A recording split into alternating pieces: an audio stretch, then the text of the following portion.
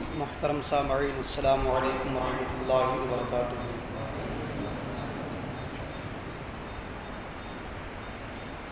الحمد للہ رب العالمین، والعاقبۃ للمتقین، والصلاة والسلام علی اشرف الانبیاء والمرسلین وعلی آلہ واصحابہ اجمعین الطیبین الطاہرین۔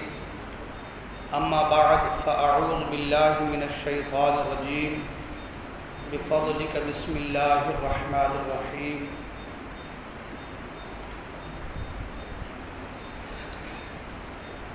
وَلَنَبْلُوَنَّكُمْ بِشَيْءٍ مِّنَ الْخَوْفِ وَالْجُوعِ وَنَقْصٍ مِّنَ الْأَمْوَالِ وَالْأَنفُسِ وَالثَّمَرَاتِ وَبَشِّرِ الصَّابِرِينَ۔ آمنت باللہ، صدق اللہ المولانا العلی العظیم، وصدق رسولہ النبی الامین الامی المکین المبین الکریم۔ خطبہ مسنہ کے بعد جس آیت مبارکہ کو میں نے تلاوت کرنے کا شرف حاصل کیا ہے، آیت مبارکہ کے تحت کچھ باتیں آپ حضرات کی بارگاہ تک پہنچانے سے پیشتر آئیے آپ اور ہم سب مل کر سب سے پہلے ہمارے اور آپ کے مرکز عقیدت، بلکہ ساری کائنات کے مرکز عقیدت، آقائے نعمت دریائے رحمت، مدینی تاجدار مکی سردار ہم غریبوں کے غمگسار سید ابرار و اخیار حاجی یوسف الختم الرسل مولائے کل احمد مجتبی محمد عربی روح فدا صلی اللہ علیہ وسلم کی بارگاہ میں درود پاک کے نذران عقیدت پیش کریں اور پڑھیں بآواز بلند اللہم صلی علی سیدنا منبع العلم والحلم والحکم والہ الاکرام والکریم وآلہ وسلم صلی علیہ صلاۃ و سلام علیک یا رسول اللہ، صلاۃ و سلام علیک یا حبیب اللہ، صلاۃ و سلام علیک یا نبی اللہ صلی اللہ تعالی علیہ وسلم۔ مجھ سے پیشتر بھی آپ نے بڑی ہی عمدہ اور احسن طریقے سے بڑے اچھوتے اور نرالے آواز و انداز میں منقبت مولا امام حسین رضی اللہ تعالیٰ عنہ کے اشعار سماعت کیے۔ مختصر سے وقت میں منقبت امام حسین رضی اللہ تعالیٰ عنہ کے 2-3 اشعار میں بھی پیش کرنے کی سعادت حاصل کر رہا ہوں۔ توجہ کا طالب ہوں، توجہ کے ساتھ سماعت فرمائیں۔ مسلسل کئی دنوں سے تقریر کرنے کی وجہ سے آواز اس قابل نہیں ہے کہ جس لب و لہجے میں یہ کلام پڑھنا چاہیے اس لب و لہجے میں شاید کہ میں پڑھ پاؤں، لیکن آپ کی سماعتیں اگر مجھ تک پہنچی اور مجھے ایسا لگا کہ آپ مجھے اچھے انداز میں سن رہے ہیں تو انشاءاللہ العزیز میں بھی اپنا پورا زور، اپنی پوری طاقت لگانے کی سعی کروں گا۔ محبت کے ساتھ سماعت کریں۔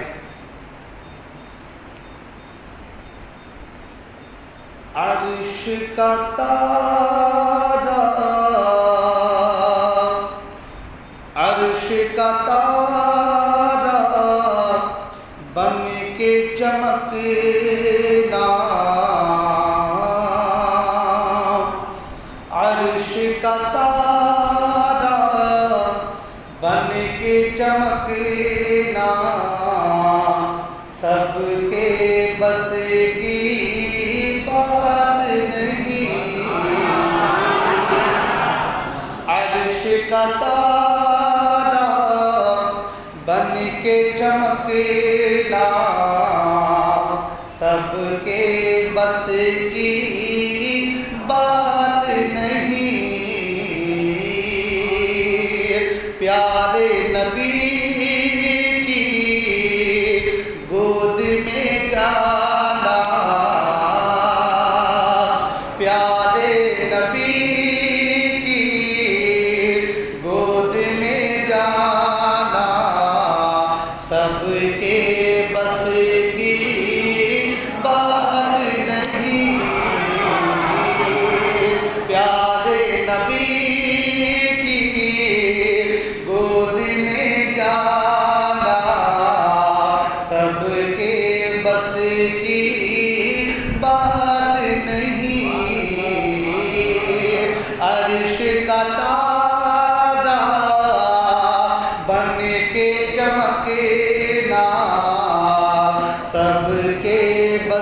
کی بات سب کے بس کی بات نہیں کہ سارے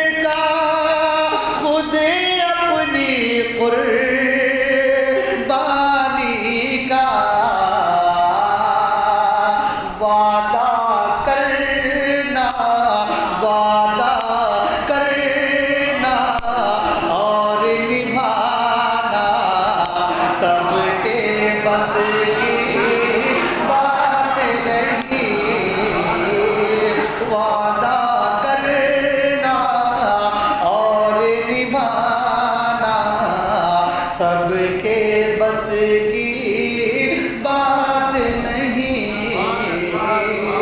پیارے نبی کی گود میں جانا سب کے بس کی، اور چاروں طرف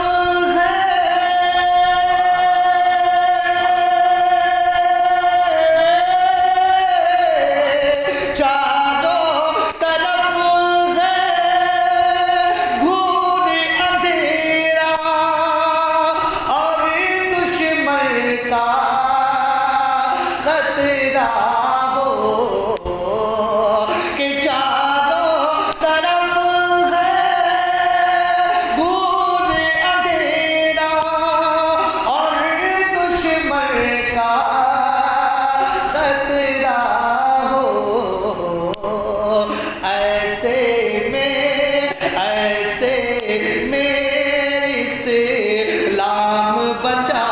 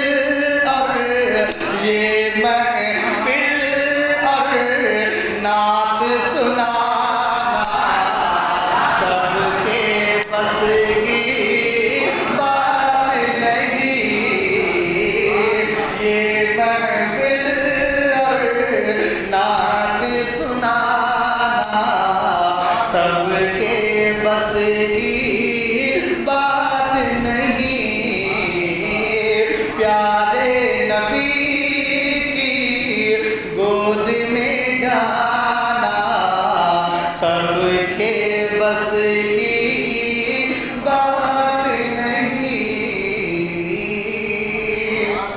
درود پاک اللہم صلی علی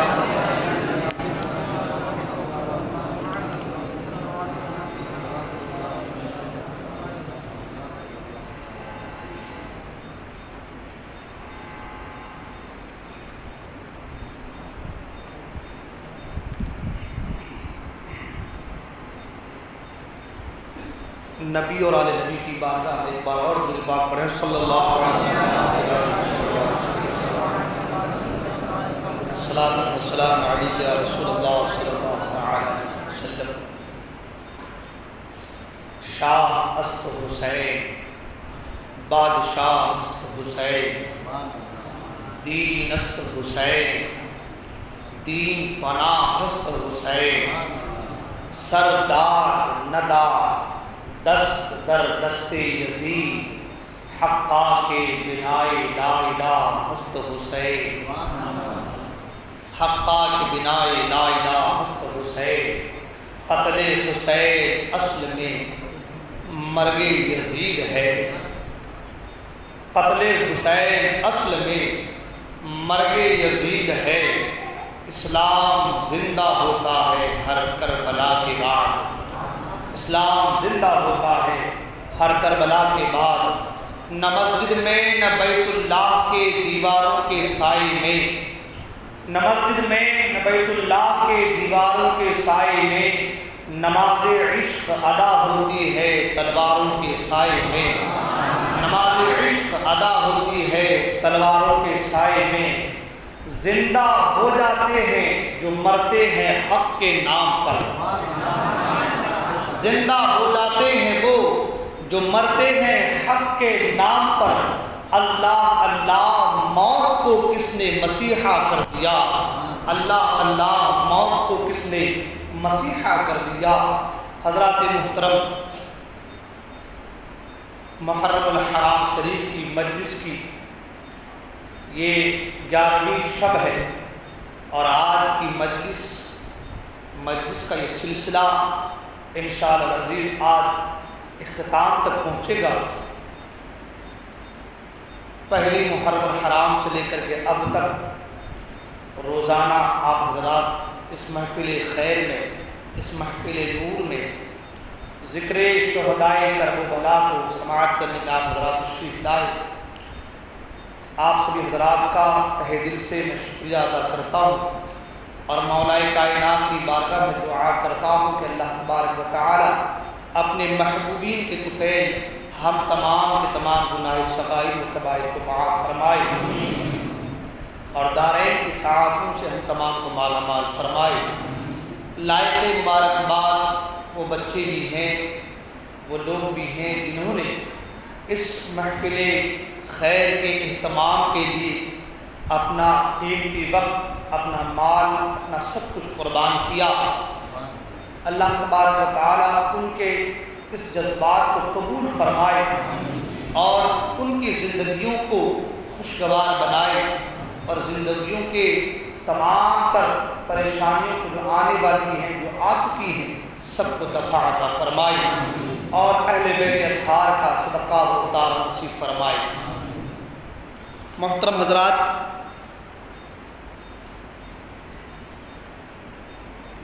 امام عالی مقام امام حسین رضی اللہ تعالی عنہ، جنہوں نے اپنا سب کچھ راہ خدا میں قربان کیا، جان مال سب کچھ، اولاد سب کچھ راہ خدا میں قربان کیا۔ آپ جانتے ہیں قرآن مجید میں اللہ تعالیٰ ارشاد فرماتا ہے انما اموالکم و اولادکم فتنہ، فرمایا بے شک تمہارے مال اور تمہاری اولاد تمہیں فتنہ میں ڈالنے والی ہے۔ یعنی اولاد کے ذریعے سے انسان فتنہ میں مبتلا ہو جاتا ہے، مال کی وجہ سے انسان فتنہ میں مبتلا ہو جاتا ہے۔ انسان کو مال کی حرص، ہوس، لالچ کی وجہ سے انسان گناہوں کے راستے پر چل پڑتا ہے۔ سود کا کاروبار، لین دین میں کمی بیشی، جس کی وجہ سے انسان گناہوں کے راستے پر چلا جاتا ہے، یا پھر اولاد کی محبت کی وجہ سے انسان جھوٹ بولتا ہے، چوری کرتا ہے، ڈاکہ ڈالتا ہے، ہر برے طریقے سے پیسے کمانے کی کوشش کرتا ہے۔ تو کہا گیا کہ قرآن نے کہا انما اموالکم و اولادکم فتنہ، تمہارے مال اور تمہاری اولادیں تمہیں فتنے میں ڈالنے والی ہیں۔ یعنی انسان ان چیزوں کے ذریعے سے گمراہی کے راستے پر آ جاتا ہے، فتنے میں مبتلا ہو جاتا ہے۔ مگر جو انسان اللہ کی رضا کے لیے اپنے مال کو بھی قربان کرے، اپنی جان، اپنی اولاد کو بھی قربان کرے، وہ انسان دنیا میں بھی سرخروئی حاصل کرتا ہے اور قیامت میں بھی وہ سرخروئی سے دوچار ہوتا ہے۔ میں نے قرآن مجید کی اس آیت مبارکہ کو تلاوت کرنے کا شرف حاصل کیا ہے۔ دوسرا پارہ میں اللہ ارشاد فرماتا ہے وَلَنَبْلُوَنَّكُمْ بِشَيْءٍ مِّنَ الْخَوْفِ وَالْجُوعِ وَنَقْصٍ مِّنَ الْأَمْوَالِ وَالْأَنفُسِ وَالثَّمَرَاتِ وَبَشِّرِ الصَّابِرِينَ۔ اللہ فرماتا ہے کہ بے شک ہم آزمائیں گے من الخوف والجوع ونقص من الاموال والانفس والثمرات، خوف کی حالت میں، بھوک کی حالت میں، جانوں کو، مالوں کو، تمہارے فصلوں کو تباہ کر کے برباد کریں۔ وبشر الصابرین، اور بشارت ہے، خوشخبری ہے صبر کرنے والوں کی۔ حضرات اللہ فرماتا ہے کہ ہم تمہیں آزمائیں گے، ہم تمہیں آزمائیں گے، تمہارے جانوں کو، تمہارے مالوں کو، تمہارے فصلوں کو تباہ کر کے، برباد کر کے ہم تمہیں آزمائیں گے۔ آج اگر کوئی اللہ کی آزمائش پر یہ کہے، تھوڑا سا نقصان ہو، تھوڑا سا خسارے میں جائے، یا پھل اس بار صحیح نہ لگے یا پھل لگے لیکن قیمت برابر نہ آئے، آدمی پریشان ہو جائے، بارش کی وجہ سے فصل تباہ ہو، تو انسان اللہ کی بارگاہ میں کہتا ہے کہ پروردگار کون سی غلطی ہوئی تھی جس کی سزا مجھے مل رہی؟ مگر امتحان دینے کی جس کے اندر چھمتا ہوتی ہے، امتحان دینے کی جس کے اندر طاقت ہوتی ہے، قوت ہوتی ہے، بساط ہوتی ہے، حیثیت ہوتی ہے، جو امتحان دینے کے لائق ہوتا ہے، اس سے ہی امتحان لیا جاتا ہے۔ اور جب امتحان لیا جاتا ہے تو اس کی قوت، اس کی حیثیت، اس کے بساط کے مطابق ہی سوال کیے جاتے ہیں۔ اللہ اکبر، آپ مجھے بتائیں امام حسین کا مقام کتنا بلند و بالا ہے، سبحان اللہ، امتحان کتنا سخت ہے، سبحان اللہ، امتحان کتنا کٹھن ہے، اللہ اکبر، کہ اللہ تعالیٰ امتحان اس سے اسی انداز، اسی حساب، اسی طاقت، اسی قوت، اسی بساط کے مطابق اللہ امتحان لیتا ہے۔ امام حسین کی طاقت و بساط کے کیا کہنے، سبحان اللہ، جانیں بھی قربان ہو رہی ہے، اولادیں بھی قربان ہو رہی ہے، مال بھی قربان ہو رہا ہے، بچے بھی جو یتیم ہو رہے ہیں، سارا کچھ امام حسین کی نظروں اور نگاہوں کے سامنے ہے، اور اللہ تعالیٰ حسین اعظم سے امتحان لے رہا ہے۔ قرآن کہتا ہے ہم تمہیں آزمائیں گے، تمہارے جانوں کو، تمہارے مالوں کو، تمہارے فصلوں کو تباہ کر کے ہم دیکھیں تو صحیح تو امتحان میں کامیاب ہوتے ہو یا نہیں، ہم دیکھیں تو صحیح تو امتحان میں کامیاب ہوتے ہو یا نہیں، اور جو امتحان میں کامیاب ہو جائے، اللہ فرماتا ہے اس کے لیے خوشخبری ہے۔ وہ بشر الصابرین، صبر کرنے والوں کے بشارت ہے، صبر کرنے والوں کی خوشخبری ہے۔ امام حسین نے میدان کارزار میں اپنا سب کچھ قربان کیا، بیٹوں کو قربان کیا، بھتیجوں کو قربان کیا، بھانجوں کو قربان کیا، اپنے آپ کو قربان کیا، سارا کچھ قربان کر کے بتا دیا، اے لوگوں دیکھو میں وہ ہوں اللہ کی رضا پر صبر کرنے والا، میں وہ بندہ ہوں جس کے لیے اللہ نے قرآن میں فرمایا وہ بشر الصابرین، صبر کرنے والوں کے لیے خوشخبری اور بشارت ہے۔ اور یہ تو کہا کہ خوشخبری ہے، مگر خوشخبری کیسی ہے، قرآن نے وہ بھی کہا، سبحان اللہ، بشارت ولا تقولوا لمن يقتل في سبيل الله اموات بل احیاء ولکن لا تشعرون. جو اللہ کی راہ میں شہید کیے جائیں انہیں مردہ نہ کہو، وہ زندہ ہیں. انہیں مردہ نہ کہو، وہ زندہ ہیں. تمہیں ان کی زندگی کا کچھ شعور نہیں ہے، تمہیں تمیز نہیں ہے، تمہیں پتہ نہیں ہے. تمہاری ذہن، تمہارا ذہن، تمہاری عقل، تمہارا تمدن، تمہاری خرد وہاں تک پہنچ نہیں سکتی ہے. اس لیے کہ جو اللہ کی راہ میں اپنی جان کا نذرانہ پیش کرتا ہے اللہ تعالیٰ اسے زندہ جاوید بنا دیتا ہے. اللہ اکبر. شاعر نے اسی لیے تو کہا ہے زندہ ہو جاتے ہیں وہ جو مرتے ہیں حق کے نام پر. اللہ موت کو کس نے مسیحا کر دیا. اللہ موت کو کس نے مسیحا کر دیا. حضرات محترم، تو میں عرض کر رہا تھا کہ امام حسین رضی اللہ تعالیٰ صبر و رضا کے پیکر ہیں. سبحان اللہ. بات کل ہماری حضرت مولا عباس علمبردار رضی اللہ تعالیٰ کی شہادت پر بات ہماری ٹھہری تھی. امام حسین رضی اللہ تعالیٰ عنہ جب میدان کارزار سے حضرت عباس علمبردار رضی اللہ تعالیٰ عنہ کے لاشے کو لائے تو خیمے میں کوہرام مچ گیا. امام حسین فرماتے کہ میرے بھائی تو میری ریڑھ کی ہڈی تھا، تو چلا گیا. تو میرا علمبردار تھا، تو چلا گیا.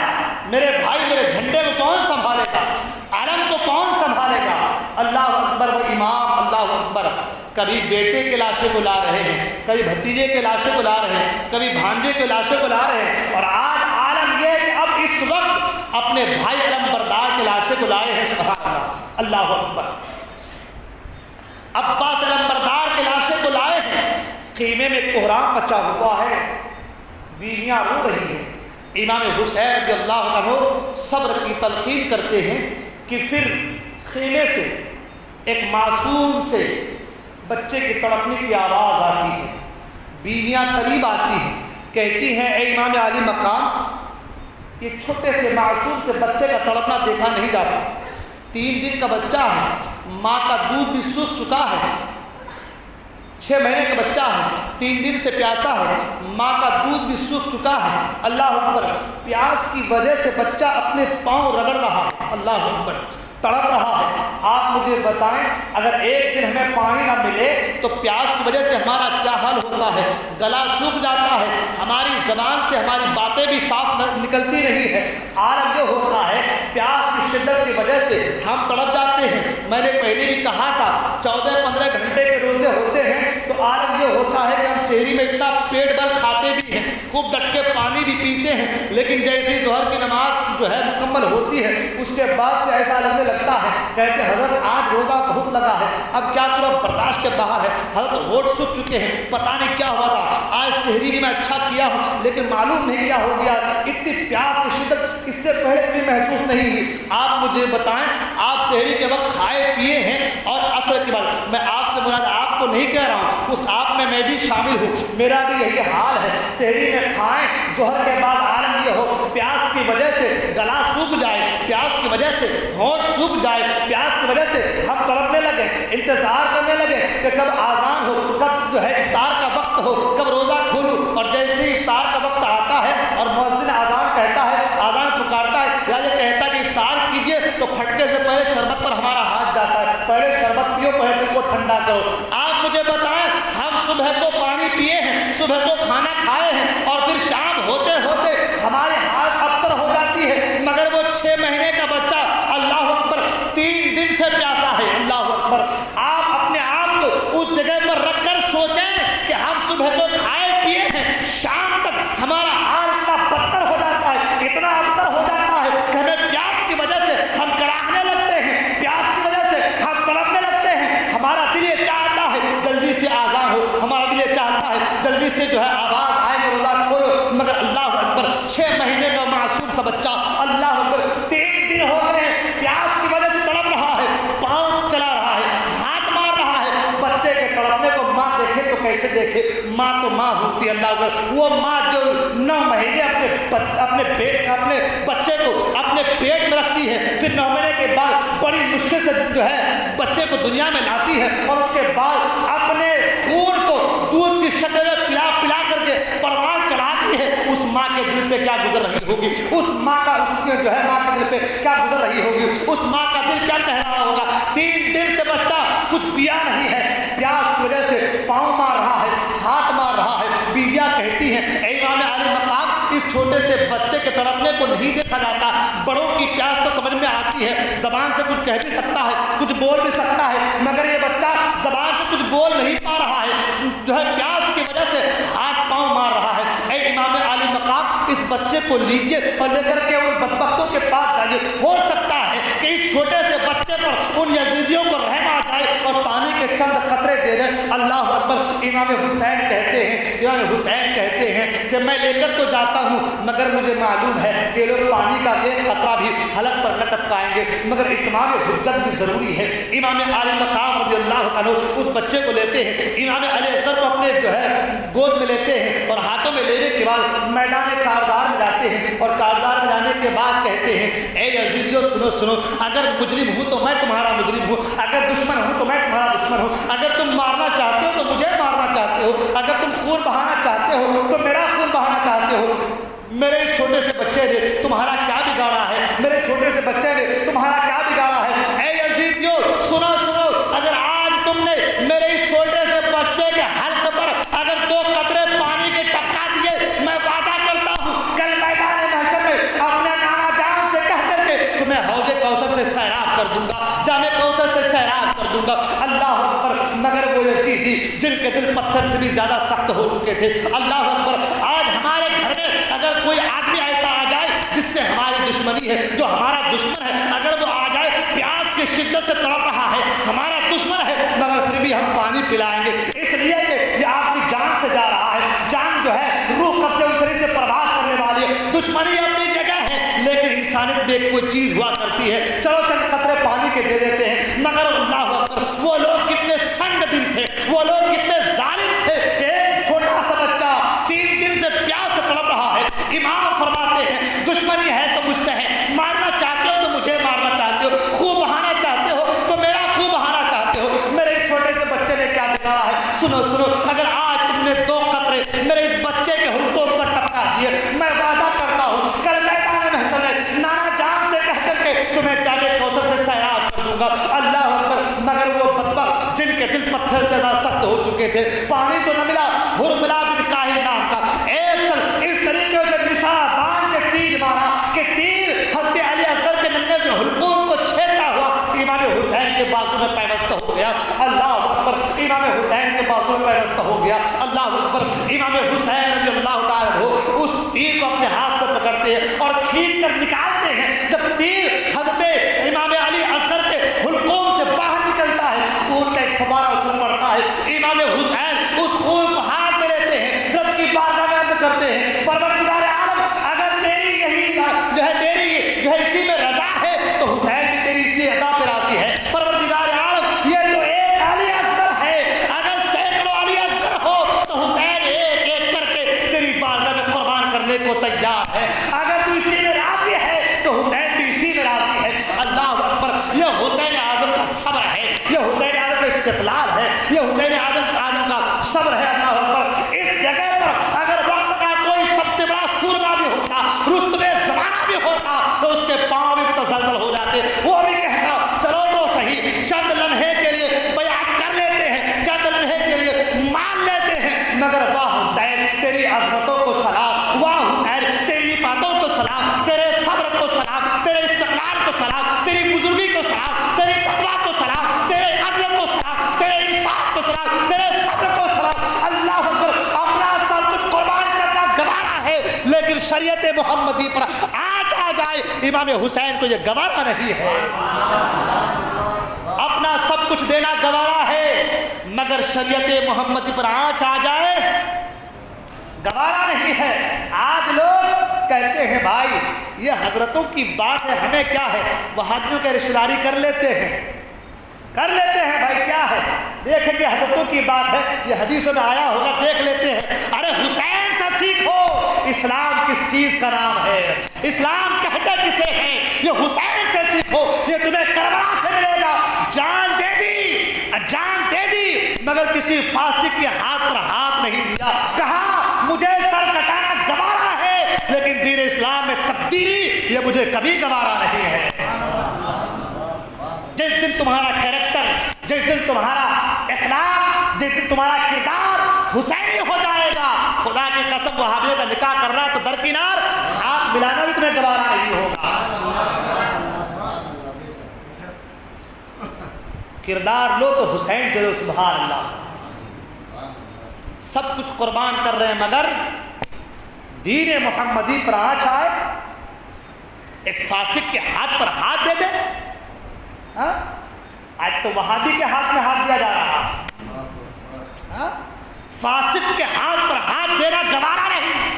یہ سبق ہمیں کربلا سے ملا ہے، سبحان اللہ، کربلا سے ہمیں سبق ملا ہے، سب کچھ قربان کرو۔ قرآن کا فرمان بھی ہے، سبحان اللہ،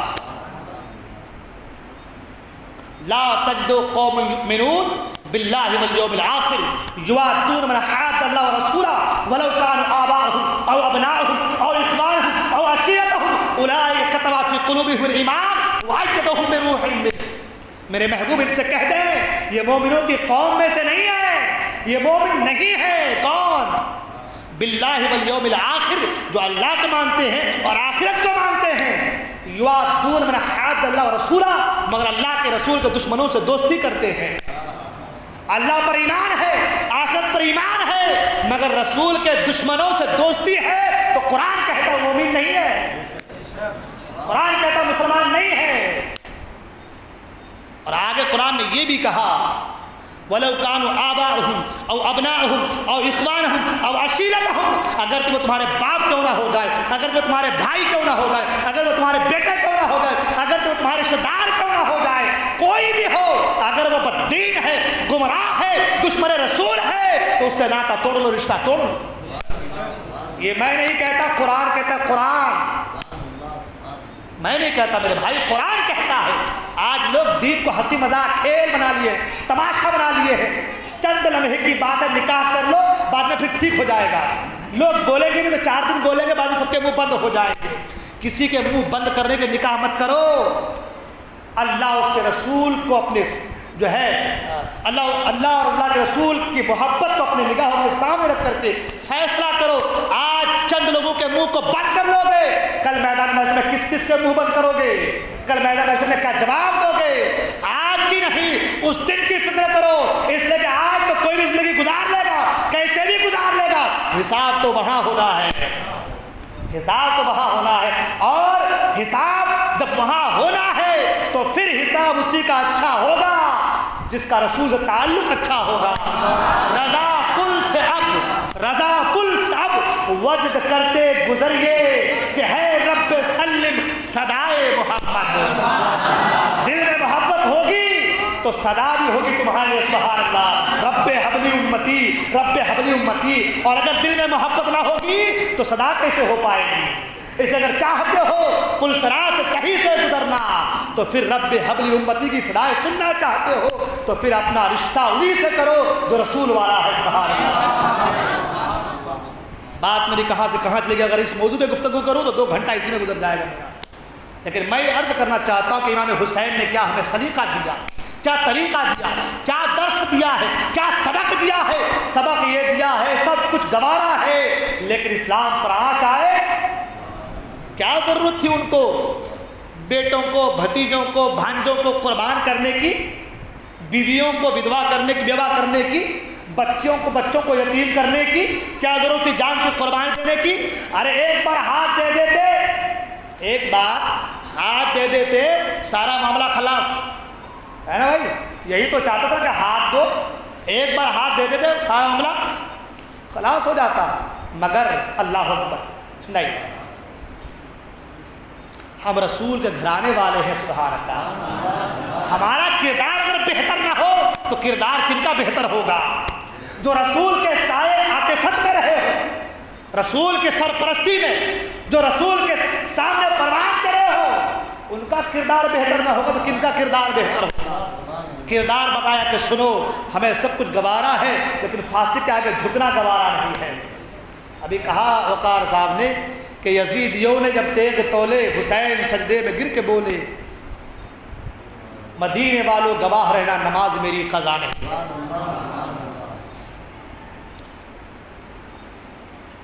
حضرت علی اصغر تو ہاتھ میں لیے ہوئے ہیں، تیر کو نکالا، خون کا فوارہ، اللہ اکبر۔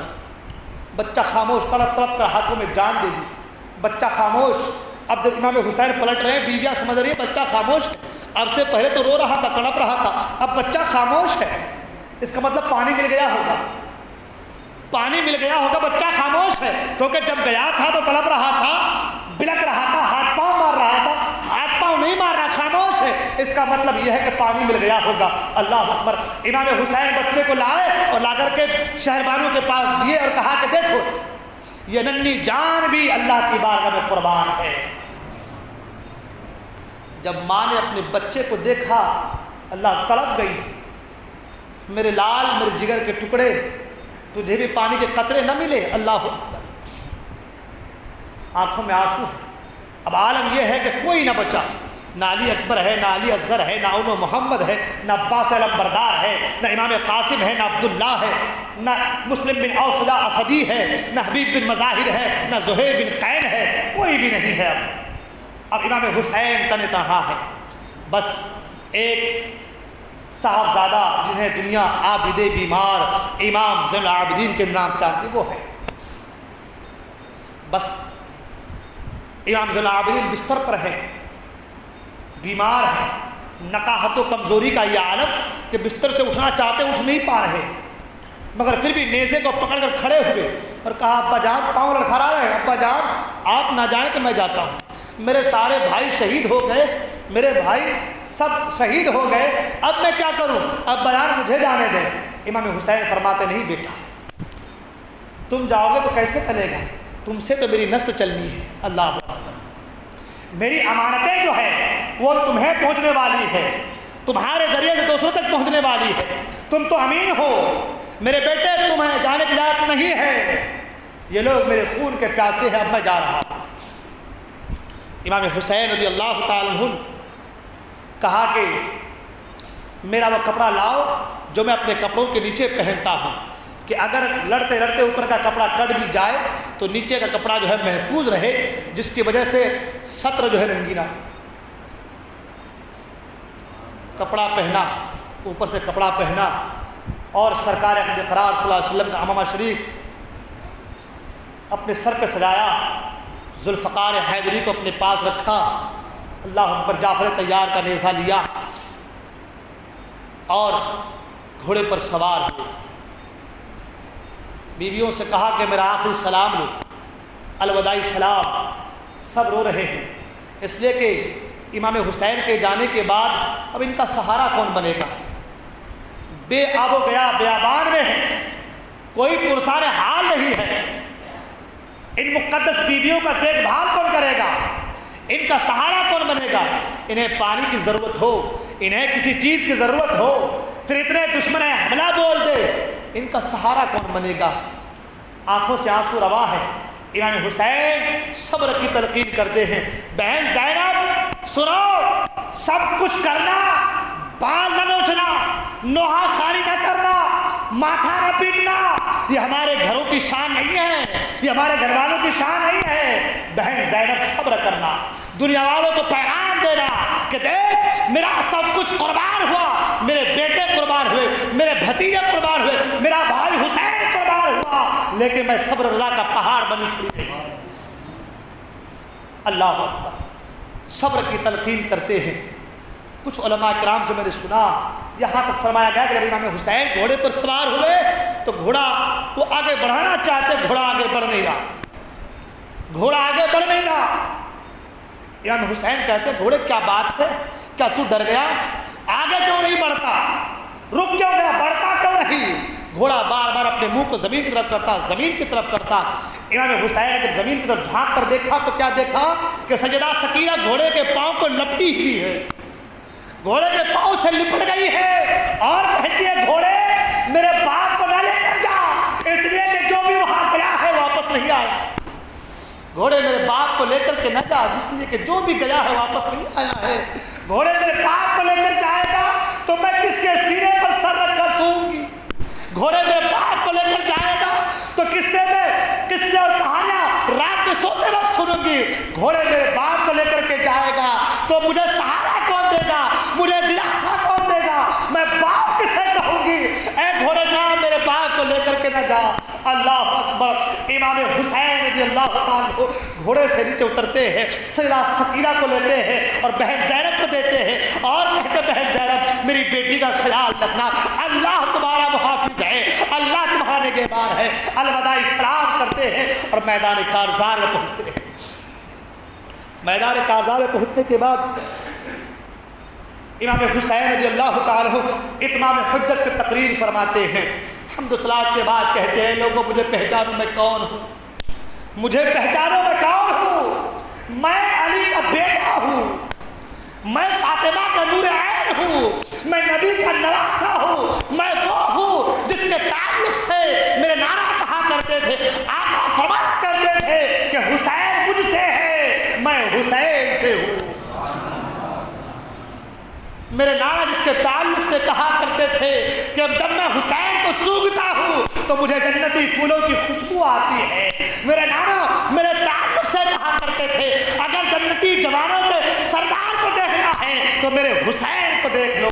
اللہ اکبر۔ میرے نانا میرے ہونٹوں کو بوسہ دیا کرتے تھے، مجھے اپنی زبان چوساتے تھے، میری زبان کو چوسا کرتے تھے، میں اپنے نانا کے ڈالیوں سے کھیلتا تھا، نانا کے سینے پر سوار ہوتا تھا، میں وہ ہوں جس کے لیے میرے نانا نماز میں سجدے کو طول دیا کرتے تھے۔ اے لوگوں مجھے پہچانو میں کون ہوں، اگر تم مجھے پہچانے کہ میں کون ہوں تو بتاؤ کہ پھر تم مجھے کیوں قتل کرنا چاہتے ہو، مجھے شہید کیوں کرنا چاہتے ہو، آخر تمہارا میرا جھگڑا کیا ہے، کس بات پر تم میرا خون بہانا چاہتے ہو، کیا میں نے تمہیں سے کسی کو قتل کیا ہے، کیا کسی کا خون بہایا ہے، کسی کے گھر کو آگ لگا دی ہے، کسی کے گھر کو جلایا ہے، کس وجہ سے کس بنا پر تم میرے جو ہے خون کے پیاسے ہو گئے ہو، کس بنا پر تم مجھے مارنا چاہتے ہو۔ اللہ اکبر۔ جب آپ نے تقریر فرمائی تو عام یہ کہ بہت سے کوفی رونے لگے۔ ابن سعد نے دیکھا کہ معاملہ بڑا سنگین ہوتا جا رہا ہے تو کہا کہ حسین ہم کچھ نہیں سننا چاہتے، یا تو بیعت کرو یا تو پھر لڑنے کو تیار ہو جاؤ۔ امام حسین رضی اللہ عنہ فرماتے ہیں میں نے اپنا سب کچھ کیا، قربان کیا دین اسلام کی خاطر، اپنے نانا جان کی شریعت کی خاطر اپنا سب کچھ قربان کیا، اور آج تم کہتے ہو کہ میں بیعت کروں؟ مجھے جان دینا گوارا ہے لیکن کسی فاسق کے ہاتھ پر ہاتھ دینا گوارا نہیں۔ حضرات جب لوگوں نے کہا کہ نہیں آپ لڑنے کے تیار ہو جائے تو امام حسین نے کہا کہ میں نے اتمام حجت کر دی ہے، آپ جن کو چاہو میرے مقابلے میں بھیجو، جن کو چاہو میرے مقابلے میں بھیجو۔ تاریخ بتاتی ہے کہ شام و عراق کے بڑے سے بڑے بہادر اور پہلوانوں کو صرف اس لیے رکھا گیا تھا کہ وہ امام حسین سے لڑ سکے۔ 56 سالہ حسین، بیٹوں کی شہادت کا غم بھی ہے۔ اللہ اکبر۔ وہ حسین جب علی اکبر کے لاشے کو لے کر کے آئے، جب لاشا لانے گئے تھے تو بال پورے کالے تھے، جب لاشا لے کر کے آئے تو بال پورے سفید ہو گئے۔ غم کی وجہ سے وہ حسین 56 سالہ حسین کہتے ہیں جن کو چاہو میرے مقابلے کے لیے بھیجو۔ یزید البطحی بہت کر و فر سے آگے بڑھا اور کہا کہ میں وہ ہوں جن کا شہرہ، جن کا غلغلہ شام و عراق میں ہے، بڑے سے بڑے بہادر میرے نام سن کر کے بھاگ جاتے ہیں۔ اے حسین آج تم بھی میرے داؤ اور پیچ کو دیکھو۔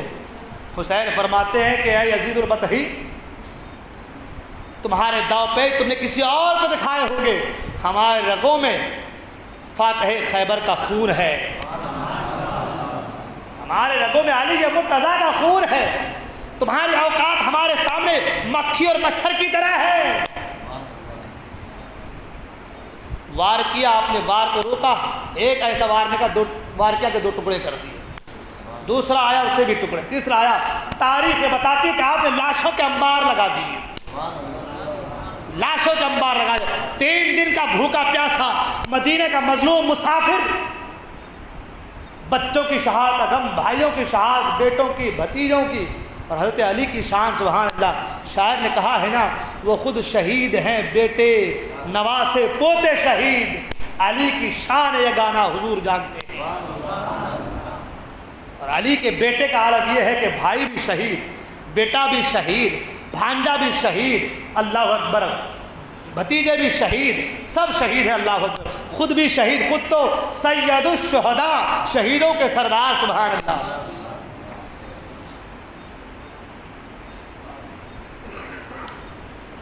لاشوں کے انبار لگا دیے، جس طرف سے آپ اپنے گھوڑے کو دوڑائے سفید کائیوں کی طرف پھٹتی چلی گئی، ایسا لگ رہا کہ جیسے گاجر اور مولی کو کاٹ رہے ہیں، اس طریقے سے سروں کی بارشیں ہو رہی تھی۔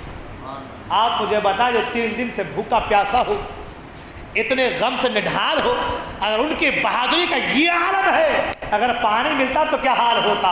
اسی لیے یزیدیوں نے یہی تو کہا تھا کہ اگر پانی کا ایک قطرہ بھی حسین کے خیمے میں چلا جائے تو پھر تم میں سے کوئی زندہ نہیں رہے گا، سب کی بیوی بیوہ ہو جائے گی، سب کے بچے یتیم ہو جائیں گے۔ کیا اللہ نے حوصلہ دیا تھا، کیا طاقت دی تھی، کیا شجاعت دی تھی، اللہ اکبر۔ گاجر مولی کی طرح کاٹ رہے۔ ابن سعد نے کہا کہ ایک کام کرو، اس طریقے سے اگر جنگ ہوتی رہی تو ہم میں سے کوئی نہ بچے گا، ایک ہی ہمارے پاس داؤ پیچ ہے، ایک ہی پیترا ہے، چاروں طرف سے گھیر لو، تیروں کی بارش کرو، اللہ اکبر۔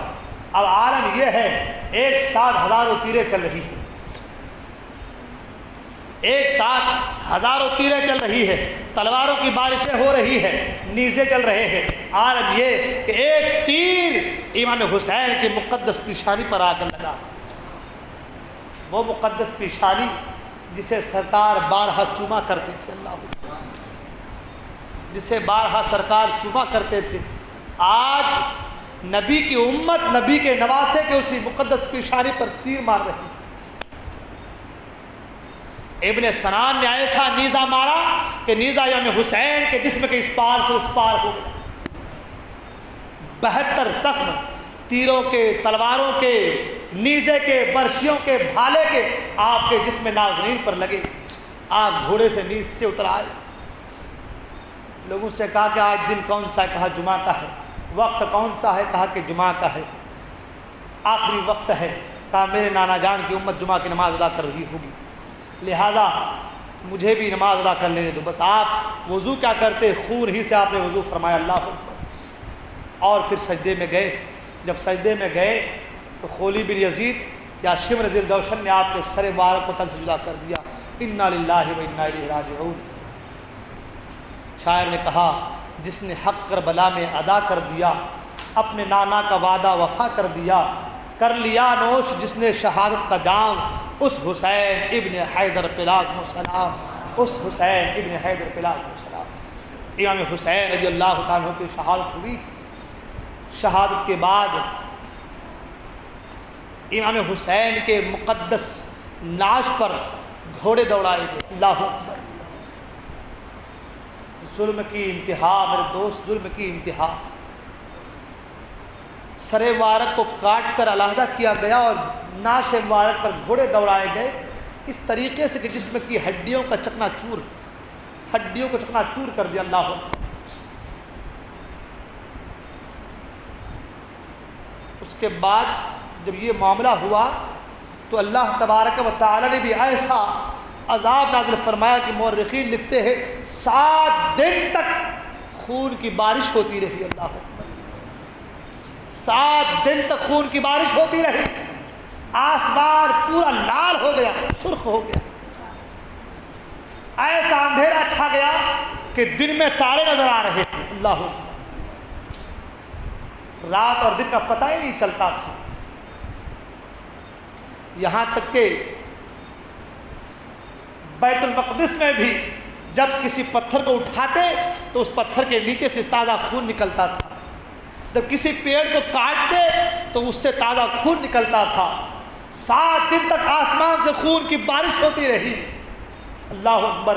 یعنی امام حسین کی شہادت پر آسمان بھی خون کی بارشیں کر رہا تھا، رو رہا تھا، اللہ اکبر۔ خون کا رونا، آسمان رو رہا تھا۔ اور عالم یہ، اللہ اکبر، علماء فرماتے ہیں کہ آج جو سورج ڈوبنے کے وقت جو لالی پر نظر آتی ہے نا، وہ جو خون سے پورا آسمان لال ہو چکا تھا، چھٹتے چھٹتے چھٹتے چھٹتے وہ آج عالم یہ ہے کہ مغرب کے وقت جو ہمیں پچھم کی طرف نظر آتی ہے تھوڑی سی لالی، فرماتے کہ یہ بھی پورے حسین کی لالی ہے۔ اللہ اکبر۔ امام حسین جب شہید کیا گیا تھا، جو پورا آسمان لال ہو گیا تھا، یہ وہی لالی ہے۔ اللہ اکبر۔ مورخین فرماتے کہ اس وقت اس زمانے میں ایسا ہوتا تھا کہ آج جیسے ہم لوگ گورا کرنے کے لیے چہرے کو کریم لگاتے ہیں، ٹیوب لگاتے ہیں، تو اس زمانے میں گورا کرنے کے لیے منہ میں گازا لگایا کرتے تھے۔ جو لوگ بھی اس دن گازا لگائے سب کا منہ کالا ہو گیا تھا۔ اتنا عذاب ہونے کے باوجود بھی ان کے دل نہیں پگھلے، اللہ دل نہیں بدلے ان کے۔ اللہ رات کی تنہائی ہے، حضرت زینب چھوٹی سی چاقو لے کر کے، تلوار لے کر کے، کبھی آگے جاتی ہے کبھی پیچھے جاتی ہے، کبھی آگے جاتی ہے کبھی پیچھے جاتی ہے۔ کسی نے کہا کیا کر رہی ہے؟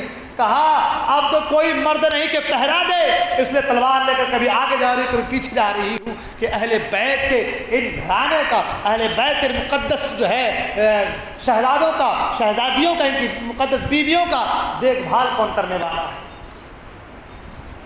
سیدہ زینب نے دیکھا کہ ایک شخص ہے نقاب ڈالے ہوئے ہے۔ سیدہ زینب نے تلوار آگے بڑھائی، چاقو آگے مت بڑھنا، کون ہو؟ نقاب ہٹایا، کہا کہ زینب دیکھ میں تمہارا باپ علی ہوں۔ سیدہ زینب رونے لگی، ابا جان آپ اس وقت کیوں نہیں آئے جب علی اکبر کا حلقوم چھیدا گیا تھا؟ اس وقت کیوں نہیں آئے جب علی اصغر کا حلقوم چھیدا گیا تھا؟ اس وقت کیوں نہیں آئے جب علی اکبر کو جو ہے نیزے سے علی اکبر کے جسم کو اس پار سے اس پار کر دیا گیا تھا؟ عباس کے بازو کاٹے گئے تھے، اس وقت کیوں نہیں آئے؟ جب امام قاسم کو گھوڑوں کے ٹاپوں سے روندا گیا تو اس وقت کیوں نہیں آئے؟ حسین اعظم کو جو ہے جب گھوڑوں سے روندا گیا تھا آپ اس وقت کیوں نہیں آئے؟ آپ آج آئے ہیں۔ حضرت مولا کائنات فرماتے بیٹی وہ امتحان کی گھڑی تھی، اور امتحان کے وقت مدد نہیں کی جاتی بلکہ صبر کی دعا کی جاتی ہے۔ مورخین فرماتے ہیں کہ سیدہ زینب رضی اللہ تعالی عنہا خیمے میں پہرا بھی دے رہی ہے، دیکھ بھال بھی کر رہی ہیں کہ ایک شخص آتا ہے اور خیمے کے مالوں کو، جن کے پاس جو بھی سامان تھے، زیورات تھے، سب کو لوٹنا شروع کر دیتا ہے۔ یہاں تک کہ سیدہ سکینہ کے کانوں میں جو بالیاں تھیں ان بالیوں کو بھی زور سے کھینچا کہ سیدہ سکینہ کے کان سے خون بہنے لگا۔ اللہ اکبر۔ اتنا ظلم، خیمے کو آگ لگا دیا گیا، خیمے کو جلا دیا گیا اور سارا سامان لوٹا گیا۔ ایک شخص جو سامان کو لوٹ رہا تھا وہ رو بھی رہا تھا، سامان بھی لوٹ رہا تھا۔ زینب کہتی ہے اے فلاں، اے شخص تو رو بھی رہا ہے اور سامان بھی لوٹ رہا ہے۔ وہ کہتا ہے لوٹ اس لیے رہا ہوں اگر میں نہ لوٹوں گا تو کوئی دوسرا لوٹ لے گا، اور رو اس لیے رہا ہوں کہ جو تکلیف آل پیغمبر پر ہوئی ہے کائنات میں ایسی تکلیف کسی اور پر نہیں ہوئی ہے، اس لیے رو رہا ہوں۔ اللہ اکبر۔ یہاں تک عالم یہ کہ امام زین العابدین جس چمڑے پر لیٹے ہوئے تھے اس چمڑے کو اس زور سے گھسیٹا کہ امام زین العابدین نیچے گر گئے، اٹھنے کی سکت نہ تھی۔ اللہ اکبر۔ چمڑے کو بھی لے لیا۔ عالم یہ کہ امام زین العابدین نیچے پڑے ہوئے ہیں۔ اللہ اکبر۔ جب صبح کی سفیدی نمودار ہوتی ہے تو اہل بیت کے ان پاک بیویوں کو بندی بنایا جاتا ہے، انہیں گرفتار کیا جاتا ہے، اور گرفتار کرنے کا انداز اللہ اکبر، بڑوں کے ساتھ چھوٹے کو باندھا گیا ہے، ایک بڑے کے ساتھ ایک چھوٹے کو باندھا گیا ہے، اس لیے کہ چھوٹے کو جب پاؤں میں بیڑیاں اور ہاتھ میں ہتکڑیاں اور گلے میں توک ڈالا جائے گا، اب جو بڑے کو بھی اسی زنجیر سے باندھا جائے گا تو بڑا اٹھ نہیں سکتا۔ اگر بڑا کھڑا ہوگا صحیح سے تو بچے کے جو ہے گلے میں جو ہے پھانسی کا پھندا لگ جائے گا۔ اب وہ بچہ بڑا جو ہے جھک کر کے رہے، یعنی یہ تکلیف پر تکلیف ہے۔ اللہ اکبر۔ تکلیف پر تکلیف ہے۔ کیا مصائب سہے ہیں کربلا والوں نے، کیا تکلیفیں برداشت کی ہے کربلا والوں نے۔ ایک تکالیف کو سن کر کے صرف ہمارے رونگٹے کھڑے ہو جاتے ہیں۔ آج کسی کا پاؤں تھوڑا کٹ جائے تو کہتے ہیں آدمی بھائی مجھے خون دیکھنے کی طاقت مجھ میں نہیں ہوتی، میں دیکھ نہیں سکتا، مگر اللہ اکبر ان پاک بیویوں کو سلام ہے، سبحان اللہ۔ چھوٹے کے ساتھ بڑے کو باندھا گیا ہے، جکڑا گیا ہے، وہ امام ذی العابدین اللہ اکبر جو خود لڑکھڑاتے چل نہیں پاتے ہیں، ان کے پاؤں میں بیڑیا ہے، ہاتھ میں ہتکڑیاں ہے، گلے میں توق ڈالا گیا ہے، اور پاک بیویوں کو گرم ریت پر ایسے ہی بٹھایا گیا ہے، اور پھر جب اونٹوں پر سوار کرتے ہیں تو بغیر قجابہ کے ننگی پیٹھ پر اونٹوں کے سوار کر دیے ہیں، اور ان اونٹوں کی نکیر امام ذی العابدین کے ہاتھ میں دیا گیا ہے۔ امام ذی العابدین نقاہت و کمزوری کی وجہ سے چل بھی نہیں پا رہے ہیں، مگر پاک بیویوں کا خیال ہے اس قصب پرسی کے عالم میں بھی گلے میں بھی توق ہے۔ آپ جانتے جب لوہے کا توق گلے میں ہو وہ کتنا وزنی ہوتا ہے، اللہ اکبر۔ ہاتھ میں بھی جو ہے بیڑیا ہے، پاؤں میں بیڑیا ہے، ہاتھ میں ہتکڑیاں ہے، گلے میں توق ہے، یہ اتنا بھاری ہے، اس کے باوجود گھوڑے پر یا اونٹ پر سوار کر کے نہیں، اونٹ کی نکیل کو ہاتھ میں دیا گیا ہے اور کہا کہ اے العابدین تم آگے چلتے چلتے جاؤ، اگر تم چلتے چلتے جاؤ گے تو یہ پاک بیویاں صحیح سلامت اونٹوں پر سوار ہوتی جائیں گی۔ اللہ اکبر۔ ایسے قسم پرسی کے عالم میں امام ذی العابدین رضی اللہ تعالیٰ اونٹوں کے نکیل کو پکڑ کر آگے بڑھ رہے ہیں۔ قافلہ آگے بڑھا، حضرت سیدہ زینب نے دیکھا کہ امام حسین کا لاشا بے گور و کفن پڑا ہوا ہے۔ قریب گئی، جب بھائی حسین کے لاشے کو دیکھا تڑپ گئی، آنکھوں سے آنسو روا ہو گئے اور کہا یا محمدہ واہ محمدہ ہو، اے نانا جان یا رسول اللہ صلی اللہ علیہ وسلم، دیکھیے آپ کے نواسے کا کیا حال ہے، آپ کے نواسے کا کیا حال ہے۔ غیبی آواز آئی، اے زینب نہ گھبرا، جن لوگوں نے میرے نواسے کے ساتھ میرے حسین کے ساتھ یہ سلوک کیا ہے وہ کل بخشے نہیں جائیں گے، کل میدان محشر میں بخشے نہیں جائیں گے۔ قافلہ آگے بڑھا، جب قافلہ کوفہ پہنچا، قافلہ کوفہ پہنچا، کوفے سے دور کربلا میں جنگ ہو رہی تھی۔ کوفے والوں کو تو خبر بھی نہیں کہ جنگ کس سے ہو رہی کیسے ہو رہی ہے۔ کوفے والوں کو تو یہ کہا گیا ہے کہ راستے میں کوئی ڈاکو تھے، کوئی لٹیرا تھا جو آتے جاتے راہ گیروں کے سامان کو لوٹ لیتا تھا۔ یزید کے سپاہیوں نے ان لٹیروں کو قبضے میں کیا ہے، ان کے مردوں کو مار دیا ہے، ان کے سروں کو کاٹ کر کے نیزے پہ رکھا ہے، اور ان کی بیویوں کو بچوں کو جو ہے قیدی بنا لیا گیا ہے۔ آپ سوچیں، کہا کیا گیا ہے کہ جن لوگوں کو مارا گیا، جن کے سر کاٹ کر لائے جا رہے ہیں، وہ لوگ لٹیرے تھے۔ اللہ اکبر۔ امام حسین اور ان کے ساتھیوں کو، ان کے رفقا کو لٹیرا کہا گیا ہے، معاذ اللہ۔ کوفہ میں جشن منایا گیا، پھر قافلہ وہاں سے روانہ ہوا، دمشق کے شہر میں پہنچا۔ جب دمشق کے شہر میں پہنچا تو ایک بیوی نے اپنے خادمہ سے کہا کہ یہ شور و گل کیسا ہے؟ تو خادمہ نے آ کر بتایا کہ کچھ قیدی ہیں، قید کیے گئے ہیں، ان کو لے کر کے جا رہے، قیدیوں کو لے کر کے جا رہے ہیں، تو وہ جو ہے قافلہ قیدیوں کو لے کر کے جا رہے ہیں، اس کے شور و گل ہے۔ وہ بیوی کہتی ہے کہ ایک کام کرو، کچھ چادریں لے لو، کچھ کھانے کے سامان لے لو، کچھ مٹھائیاں لے لو، یہ ساری چیزیں لو اور جا کر کے قیدیوں کو دے دو، جا کر کے قیدیوں کو دے دو۔ وہ سارا سامان لے جا کر کے قیدیوں کو تقسیم کرنے کے لیے وہ خادمہ آئی۔ جب تقسیم کرنے کے لیے آئی، چادریں دے رہی ہے، کھانے کے سامان دے رہی ہے، سیدہ زینب کہتی ہے کہ اے خاتون، یہ تم مجھے سامان دے رہی ہو، کھانے پینے کے سامان دے رہی ہو، اللہ تمہارا بھلا کرے، اب تک کوئی بھی ہمیں ایسا نہ ملا، کوئی بھی اب تک ایسا نہ ملا جو ہماری مدد کرتا یا ہمارے ساتھ اچھا سلوک کرتا۔ تم کون نیک بیوی ہو، اللہ تمہیں جزائے خیر دے۔ وہ خاتون کہتی، وہ خادمہ کہتی ہے یہ سب میری طرف سے نہیں ہے بلکہ میری مالکہ کی طرف سے ہے، ان کا حکم ہے، اچھا جاؤ تمہارے مالکہ کو میرا پیغام پہنچا دو اور کہہ دینا کہ اللہ تمہارا بھلا کرے، اللہ تمہارا بھلا کرے۔ وہ خادمہ گئی، جا کے مالکہ سے کہا کہ ایسا ایسا قافلے کی فلاں عورت نے جو ہے جو قافلے میں قید تھی وہ ایسا ایسا کہنے لگی۔ تو مالکہ کہتی جاؤ اور جا کر کے ان سے کہہ دو یہ جو کچھ بھی میں نے کیا ہے اس لیے نہیں کیا ہے، مجھے نہیں پتا کہ تم کون ہو، کہاں سے آئی ہو، میں تو صرف اس لیے یہ کام کیا ہے کہ جب میں مدینے میں تھی تو میری جو مالکہ تھی وہ سیدہ فاطمہ زہرا تھی، سبحان اللہ، میری جو مالکہ تھی وہ سیدہ فاطمہ زہرا تھی، اس نے مجھ سے کہا تھا کہ سن تجھے ایک نصیحت کرتی ہوں، اور نصیحت یہ، جب تمہیں کوئی قیدی ملے، کوئی اسیر ملے، کوئی قیدی ملے تو ان کی خاطر تواضع کر دینا، کچھ کھانے کے سامان دے دینا، کچھ کپڑے دے دینا، جو کچھ تم سے میسر ہو سکے وہ ساری چیزیں دے دینا۔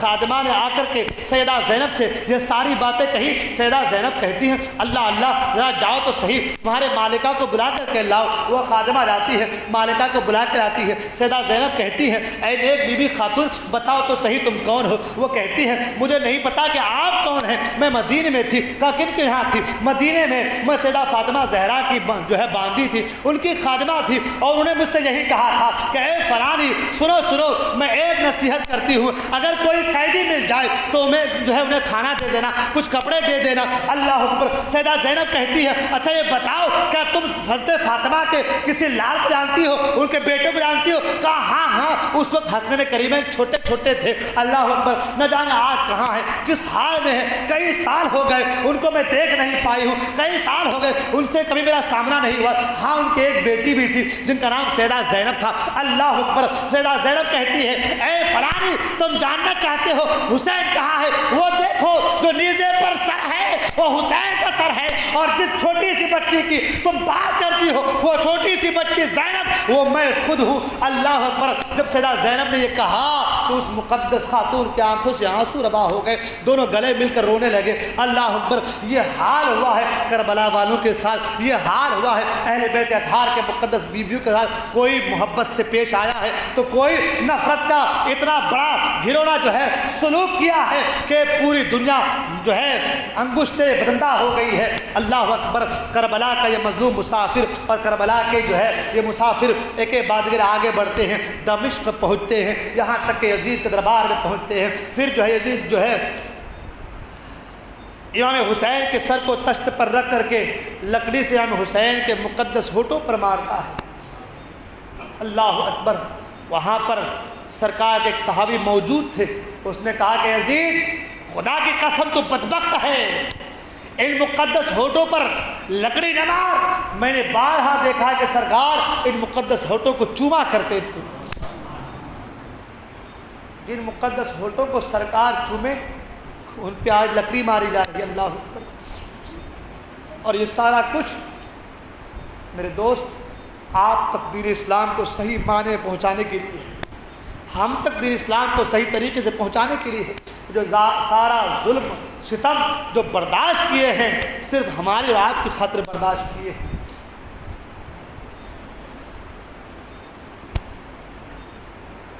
بات بڑی لمبی ہے، وقت بھی کافی ہو چکا ہے۔ یزید نے نعمان بن بشیر جو کہ کوفہ کا گورنر تھا، جو محب اہل بیت تھا، ان کو بلایا اور ان کے ساتھ 30 آدمیوں کا دستہ دے کر کے اسیران کربلا کو، مدینے کے مسافر کو مدینے کے روانہ فرمایا۔ امام ذی العابدین رضی اللہ تعالیٰ عنہ جب مدینے کے اس مقدس چھوٹے سے قافلے کو لے کر کے مدینہ پہنچے، مدینے والے کو معلوم ہو گیا تھا کہ کربلا میں امام حسین رضی اللہ تعالیٰ عنہ کو شہید کر دیا گیا ہے۔ خود مشکاۃ شریف کی حدیث سے پاک ہے، حضرت عبداللہ ابن عباس رضی اللہ عنہ فرماتے ہیں کہ ایک دن میں قیلولہ کر رہا تھا کہ خواب دیکھا کہ آقا کریم صلی اللہ علیہ وسلم کے بال بکھرے ہوئے ہیں اور بال گرد میں اٹا ہوا ہے، اور سرکار کے ہاتھ میں ایک بوتل ہے جس بوتل میں خون ہے۔ ابن عباس کہتے ہیں میں نے سرکار سے پوچھا یا رسول اللہ صلی اللہ علیہ وسلم فدا کا امی و ابی یا رسول اللہ، میرے ماں باپ آپ پر قربان، سرکار یہ کیا حال ہے؟ سرکار یہ بوتل میں خون کون سا ہے، کیسا ہے؟ آقا فرماتے کہ ابن عباس آج میدان کربلا میں میرے نواسے کو اور میرے نواسے کے ساتھیوں کو شہید کر دیا گیا ہے، میں صبح سے لے کر اب تک ان کے خونوں کو اس بوتل میں بھر رہا ہوں۔ اللہ اکبر۔ اب بتائیں امام حسین کی شہادت کے وقت سرکار کربلا میں موجود تھے۔ اللہ اکبر۔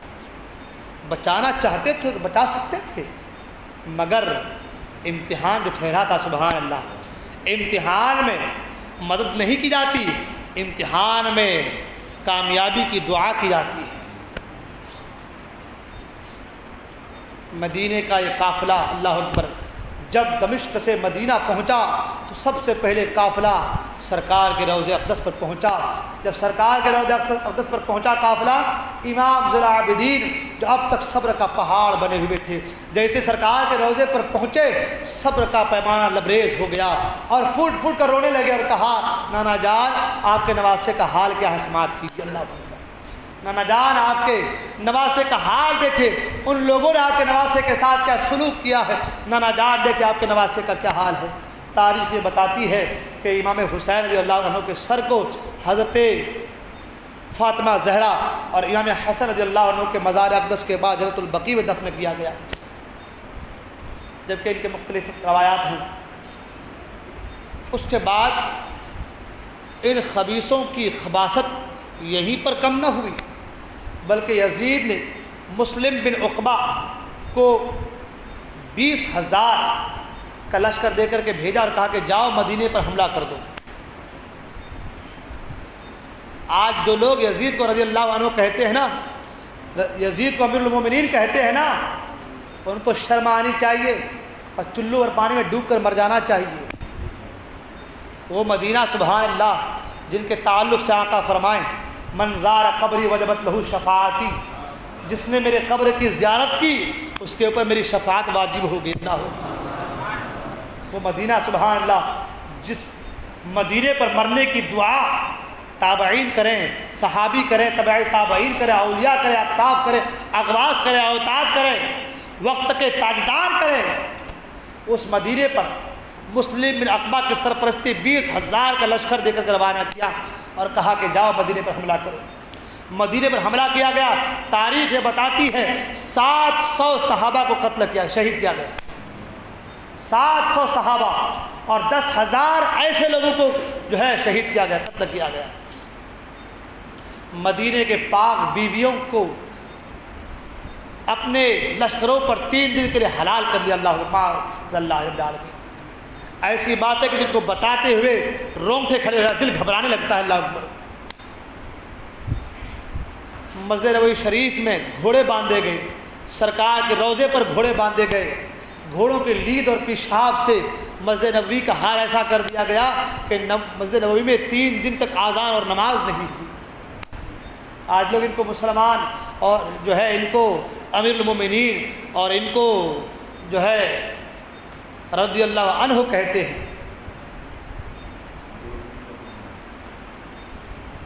یہیں پر بس نہیں ہوا، پھر مدینے سے مکے پر حملہ کیا۔ مکے پر غلاظت پھینکی گئی، آگ پھینکا گیا، مکے کے مقدس خانہ کعبہ کے غلاف کو جلایا گیا اور خانہ کعبہ میں جو تبرکات تھے، حضرت اسماعیل علیہ السلام کے فدیے میں جو دمبا ذبح ہوا تھا اس کی سینگ رکھی گئی تھی، اس کو جلایا گیا۔ القصہ مختصر یہ کہ مدینے والوں پر ظلم، مکے والوں پر ظلم کیا گیا۔ آخری عالم یہ ہوا کہ یزید تڑپ تڑپ کر مر گیا، اور جب ان کے ساتھیوں کو پتہ چلا کہ یزید مر گیا ہے تو پیچھے ہٹے۔ پھر عبداللہ ابن زبیر رضی اللہ عنہ اور ان کے ساتھیوں نے مل کر کے یزیدیوں کو نیست و نابود کر دیا۔ حضرات محترم، کہنے کے لیے باتیں بہت ساری تھیں، واقعات بڑے لمبے ہیں، بہت ساری باتیں ہیں، میں پہلے ہی کہہ چکا ہوں۔